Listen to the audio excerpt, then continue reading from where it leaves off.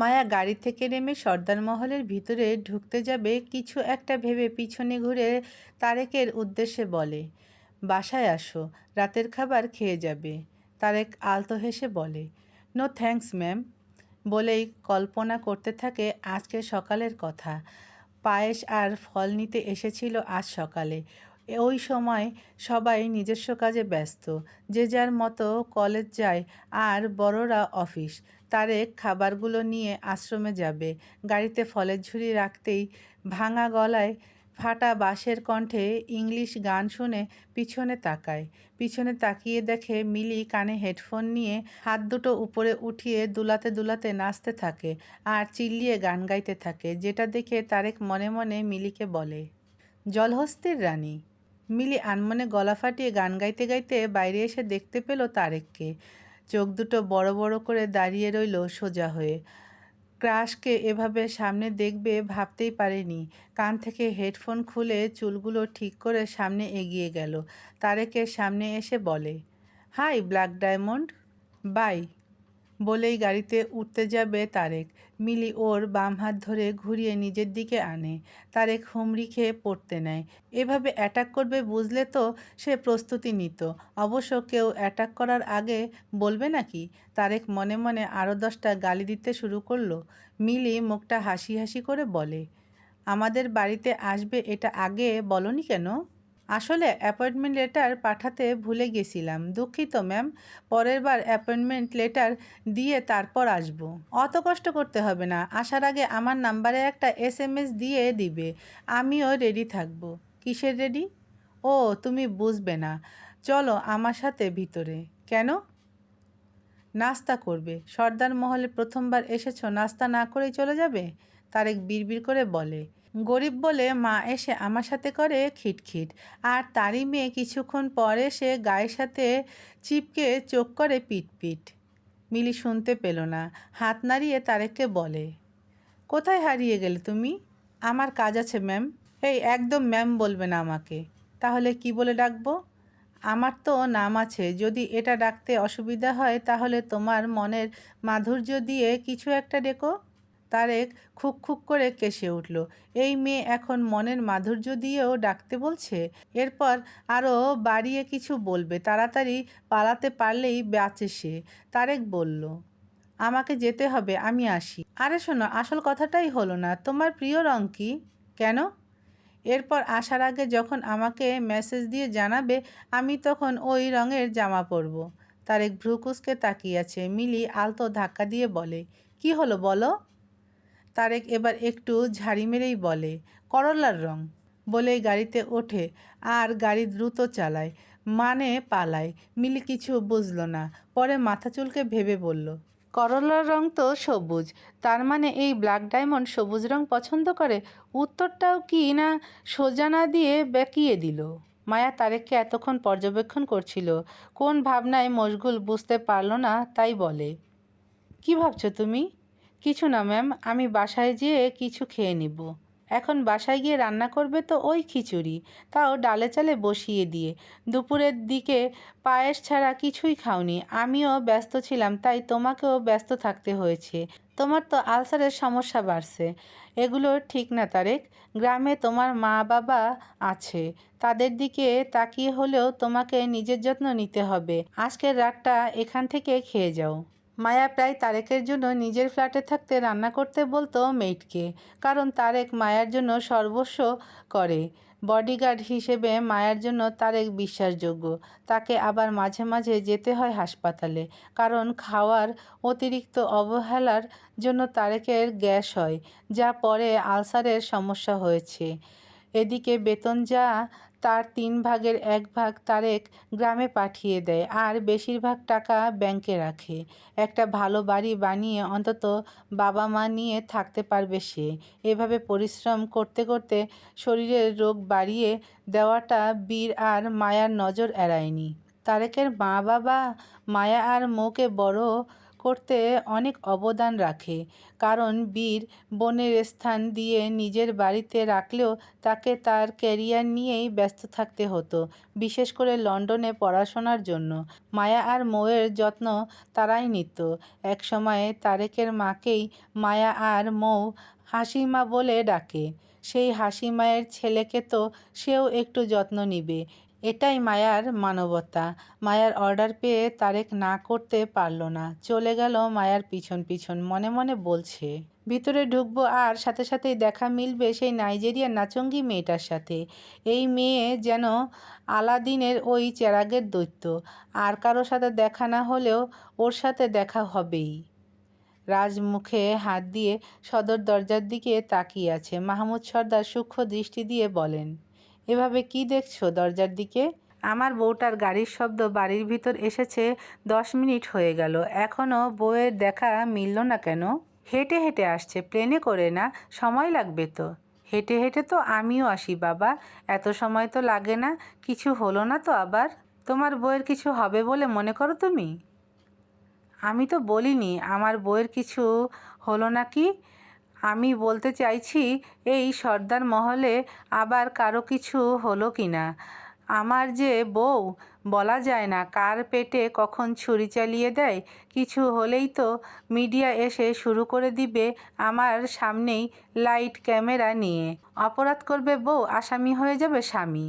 মায়া আর তারেক ভিতরে ঢুকলো। তারেক ভিতরে আসতেই চোখাচোখি হয় রাজের সাথে। রাজ প্রশ্নবোধক চাহনি দিল। তারেক সান্ত্বনার ভঙ্গিতে তাকালো। শিয়া আর হিয়া মিষ্টি হাসি দিয়ে মায়ার কাছে এসে বলে, আমরা দুই বোন আজ পিঠা বানিয়েছি, তুমি এত দেরি করলে কেন? মায়ার দুই বোনের গালে হাত বুলিয়ে আদর করে বলে, কাজ ছিল একটু বেশি তাই। মায়ের এখন মৌয়ের কথা মনে পড়ছে। বোনের সাথে সারাদিনে কথা হয়নি, চোখটাও কেঁপে উঠল, কিন্তু নিজেকে সামলে নিয়েছে। মোহন সর্দার তিরস্কার করেই বলে, নিজের স্বামীর নামে মামলা করাটা তার কাছে সবথেকে বেশি ইম্পর্ট্যান্ট কাজ। মায়া তাকালো সেদিকে, মুচকি হেসে বলে, আমার স্বামীর নামে মামলা করেছি বলে আপনি যে কতগুলো শুনিয়ে দিলেন। আপনার বউ যদি আপনার নামে মামলা করতো তাকে কি করতেন? মোহন সর্দার এবার মাহমুদ সর্দারের দিকে তাকিয়ে বলে, তোমার বৌমা কি কোনো শিক্ষা দীক্ষা পায়নি? বড়দের সাথে কিভাবে কথা বলতে হয় জানে না? আমার বৌমার কথা পরে, আগে তো আমার গোড়াটাকে দেখো, মানে আমার সুপুত্র, সেও বা কবে বড়দের সাথে মেপে মেপে কথা বলে? বেটা রুদ্র, আমাদের বাসায় এবার কয়েকটা দাড়িপাল্লা আনবে তো। কেন ব্রো? বড়দের সাথে মেপে মেপে কথা বলার সময় এসেছে তো। যদি ওজনে ভুল হয়, তাই আমার বাবা কাকাকে এক পাশে বসিয়ে আরেক পাশে পাল্লা দিয়ে কথা বলবো। উপস্থিত সবাই হেসে দিল, কিন্তু হাসল না দুজনে, মাহমুদ সর্দার আর মোহন সর্দার। মায়া নিজেও নিজের রাগী ভাবটা আটকে রাখতে পারল না, মিটিমিটি ঠোঁট আটকে হেসে দিল। মিলি হাসির শব্দ পেয়ে বাইরে এসে দেখল তারেক আছে সেখানে। তাড়াতাড়ি ঘরের ভিতরে ঢুকে সবুজ রঙের সালোয়ার কামিজ পরে নিল। নিচে আসতেই সেখানে আসলো সোনালি আর মালিনী। মিলিকে এভাবে পুরো সবুজ রঙের পোশাকে দেখে সোনালি প্রথমে নিজের মেয়েকে পেতনি ভেবেছিল। কেটে কেটে সবুজ রঙের জামা, যার তিনটা তিন ড্রেসের সাথে ম্যাচ করে কেনা। সোনালি মুখটা বাঁকিয়ে বলে, এটা তো তোর কলেজে স্বাধীনতা দিবসের দিন পরার জন্য কিনেছিলি, এখন পরলি কেন? তাও আবার সালোয়ার এক, তো ওড়না আর এক। এছাড়া করলা না, মানে সবুজ রঙের কোনো পোশাক তাও ম্যাচ করে আমার নেই, তাই যেটা আছে ওটা আবার শর্ট। বলেই তারেকের দিকে হাসি দিয়ে তাকালো। মায়ার চোখ এড়ালো না মিলির এই চাহনি। তারেক এবার বিড়বিড় করে বলে, বড়লোক বাড়ির অখাদ্য রুচি। সোনালি আর মালিনী একে অপরের দিকে তাকিয়ে মায়ের কাছে আসে। শিয়া আর হিয়াকে এক প্রকার ঠেলে পিছনে সরিয়ে দিল। মায়ার কাছে এসে মালিনী বলে, তুমি এসেছো, আমি তোমারই অপেক্ষা করছিলাম। মায়াসহ সবাই যেন অবাক। রুদ্র তো পা দুটো উঠিয়ে সোফার পিছন দিকে ঘুরে বসে বলে, এবার একটু লাইভ ড্রামা দেখতে সুবিধা হবে। শিয়া আর হিয়া একে অপরের দিকে চেয়ে আবারও মা কাকিদের দিকে চাইল। মালিনী ওর হাতের বালা খুলে বলে, এটা আমার বাবা মানে রাজের নানা গড়ে দিয়েছিল আমাকে। আমার বৌমার জন্য এটা রেখেছিলাম। শখ ছিল একটা ছেলে হবে। হয়েছিল ছেলে আমার। কিন্তু জন্ম দেওয়ার পরই সে হারিয়ে গেল। কোথায় আছে জানি না। অনেক খুঁজেছি আমরা। তাকে তো আর পেলাম না। বৌমা আর কই বা পাই। তাই আমার এই বালার অধিকার এখন তোমার। এটা তুমিই নাও। হাত থেকে বালাটা খুলে যেই মায়ার হাতে দিতে যাবে, মায়া বাধা দিয়ে বলে, এটা আমার কাছে উপহার হিসেবে রেখে দিলাম, কিন্তু এটা আমি পড়তে পারবো না। কেন মা? বউয়ের মুখে আহ্লাদি সুরে বৌমার জন্য মা শুনে মাহমুদ সর্দারের বিষম এলো। মায়া মিষ্টি হাসি দিয়ে বলে, পৃথিবীতে অনেক অলৌকিক ঘটনা আপনা আপনি ঘটে যায়। বলা তো যায় না আপনার সেই ছেলেটা হঠাৎ করে ফিরে আসলো, তখন এটা নিয়ে একটা খারাপ লাগা আপনার মাঝেই কাজ করবে। আমার ব্যবহার করা বালা আপনার বৌমাকে দেওয়াটা শোভা পায় না। এদিকে সে যতদিন না আসে ততদিন না হয় এটা আমি সুরক্ষিত রাখার দায়িত্ব নেই। আমি চাই না অন্যের স্থান দখল করতে। নিজ যোগ্যতায় যতটুকু অর্জন করতে পারি আমি তাতেই খুশি। মালিনী এমনিতেই একটু কষ্ট পেয়েছিল। নিজের হারিয়ে যাওয়া প্রথম সন্তানের কথা মনে পড়তেই বুকটা মোচড় দিয়ে ওঠে। সোনালি পিরিচে করে পিঠা নিয়ে মায়ের সামনে ধরে বলে, এই নাও পিঠা খাও। তোমার দুই ননদ ভালোবেসে বানিয়েছে।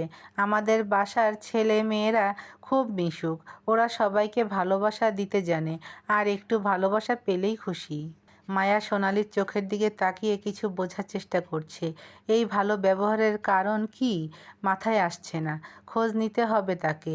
বলা তো যায় না কোন প্ল্যান আছে মনে মনে। রুদ্র গুটি গুটি চোখ করে তিনজনকে দেখে যাচ্ছে। এই তিন নারীর তিন রূপ খুব ভালো করেই জানে।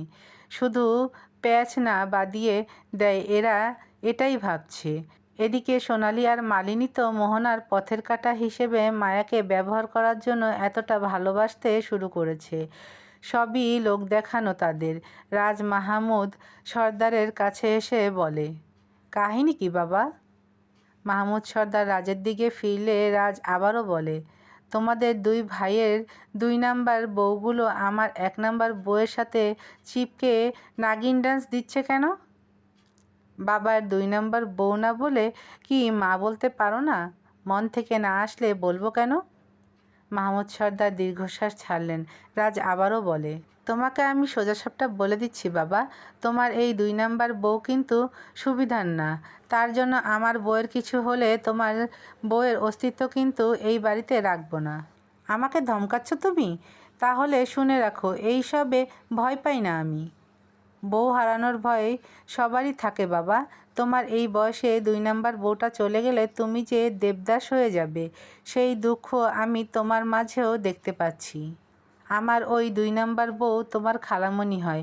অন্তত খালামণি বলে তো ডাকতে পারো। খালামণি ডাকটাও আমার ডাকতে ইচ্ছে করে না। খালামণি যদি এমন খানে দরজাল হয় তাহলে তাকে ভালোবাসা সহজ নয়। মাহমুদ সর্দার আর কিছুই বলতে পারলেন না। মালিনীকে বিয়ে করেছিলেন রাজকে মাতৃত্বের স্বাদ দেওয়ার জন্য, কিন্তু এগুলো তো রাজ পায়নি, বরং পেয়েছিল অবহেলা। অল্প বয়সে দাদা মারা যাওয়ার পর ভালোবাসা পেয়েছিল শুধু শাহানা পারভিন আর ছোট মায়ার কাছে।